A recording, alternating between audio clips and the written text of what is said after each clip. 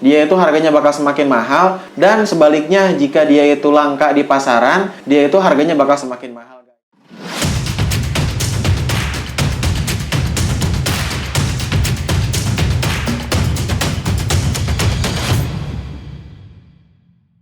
Yoi, halo guys, balik bareng gue Dai di channel Kepoin Hewan.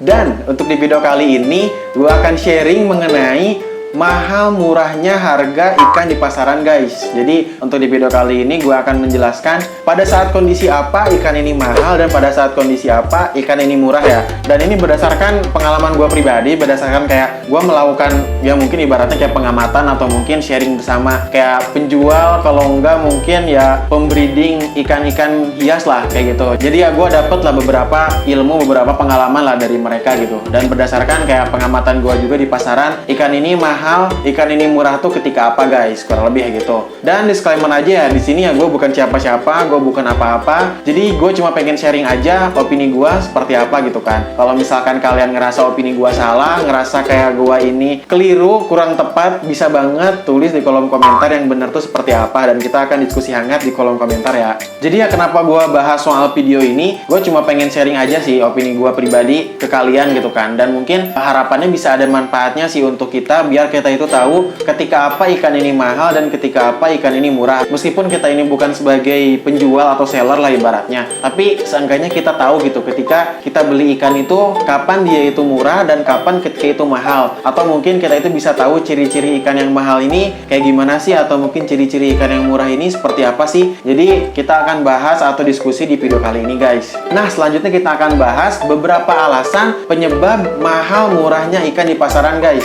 Poin yang pertama yaitu stok ikan hias di pasaran guys. Sebenarnya poin pertama ini berkaitan dengan hukum ekonomi ya. Hukum ekonomi ini kan berbunyi, ya gue takut salah sih, tapi koreksi aja kalau misalnya salah ya. Jadi kalau misalkan semakin langka barang ini di pasaran, dia itu harganya bakal semakin mahal. Dan sebaliknya jika dia itu langka di pasaran, dia itu harganya bakal semakin mahal guys, gitu. Jadi ya bisa diterapkan sih di hobi ikan hias ini. Jadi kalau misalkan stok ikan di pasaran ini semakin melimpah, dia itu harganya bakal semakin murah guys. Tapi sebaliknya jika ikan ini di pasaran semakin dia itu langka, ya dia harganya bakal semakin mahal guys. Kayak ibaratnya waktu itu kejadian di Channa asiatica sih. Channa asiatica ini waktu itu pas lagi langka-langkanya, awal-awal dia booming tuh harganya mahal banget guys. Namun pas gua tahu ternyata ikan Channa asiatica ini semakin melimpah, semakin banyak di pasaran, dan harganya ini semakin jatuh, semakin murah untuk harganya ini guys. Jadi ya kayak gitu sih, makin banyak barang ini di pasaran ya harganya bakal semakin jatuh. Dan untuk poin yang kedua yaitu sulit enggaknya ikan ini di breeding guys. Nah ini juga berkaitan dengan stok ikan hias di pasaran ya. Jadi semakin mudah ikan hias ini di breeding, diternakan gitu kan, ya otomatis suplai pasar untuk ikan hias ini bakal semakin banyak gitu kan. Begitupun sebaliknya kalau misalkan ikan hias ini sulit untuk di breeding, sulit untuk diternakan, ya dia itu bakal semakin sedikit di pasaran karena ya susah gitu kan. Karena ya kayak gitu sih ya, orang juga mungkin kalau misalkan susah untuk ngebreedingnya, kayak misal ikannya cepet mati atau mungkin penanganannya juga repot, banyak hal yang harus disiapkan, modalnya perlu banyak juga, ya orang juga bakal naruh harga si ikan ini lebih mahal dibanding kayak ikan lain yang dia itu lebih mudah cara breedingnya gitu. Nah untuk poin yang selanjutnya yaitu tumbuh kembang si ikan guys.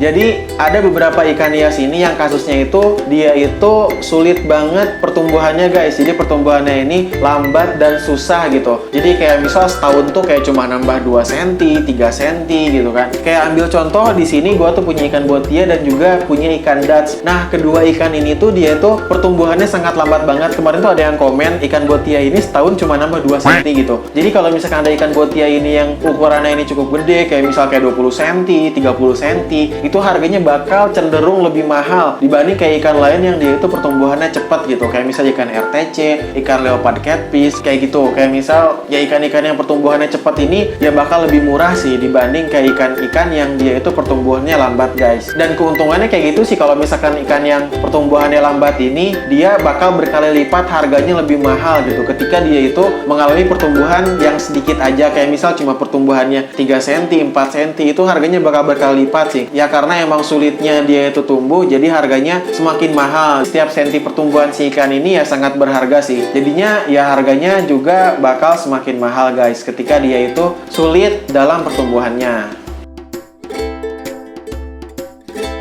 Dan untuk poin yang selanjutnya yaitu mengenai adaptasi si ikan guys.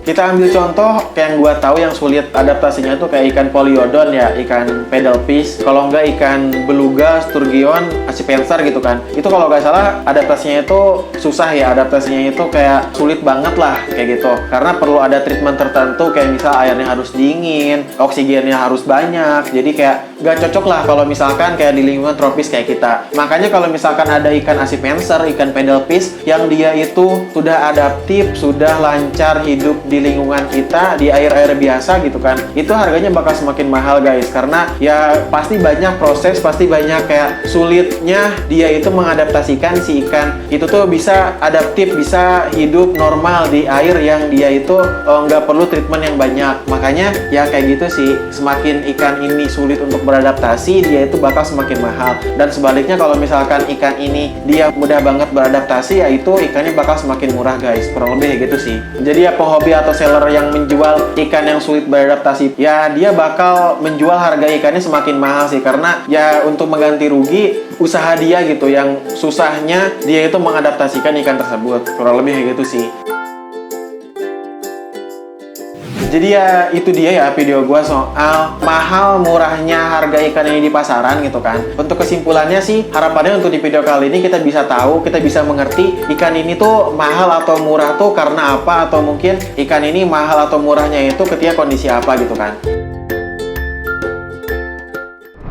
Jadi ya gitu aja mungkin ya untuk video kali ini, video gua soal sharing mengenai mahal murahnya harga ikan di pasaran. Kalau misalnya ada kesalahan kata, ada keliruan dari apa yang gue jelasin, mohon dimaafkan dan juga mohon dimaklumi. Thanks parah bagi kalian yang udah nonton video ini sampai habis. Jangan lupa like, share, komen, dan juga subscribe di channel ini. Stay kepo di channel Kepoin Hewan, kepoin hewan, kepoin aja. Bye-bye teman-teman.